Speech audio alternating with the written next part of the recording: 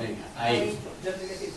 A ver, Emiliano Martín Susaño, que nació en el año 1888 y murió en el 64, yo tenía 4 añitos nada más, pero recuerdo vagamente, sobre todo su mujer, a la señora Petra, sí me acuerdo de ella.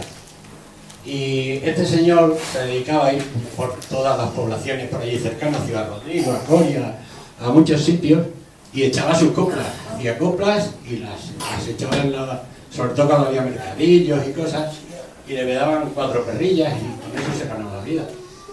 Entonces una de ellas la recuperó el grupo El Canchal de Hoyos y nos la vamos a intentar interpretar nosotros, ¿vale?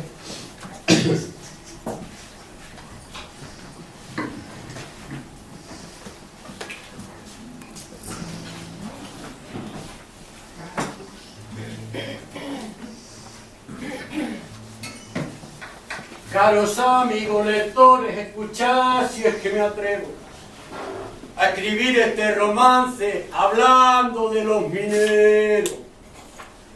Yo no puedo ir a la mina para ganar el sustento, pues como todos sabéis, yo soy Emiliano el Ciego.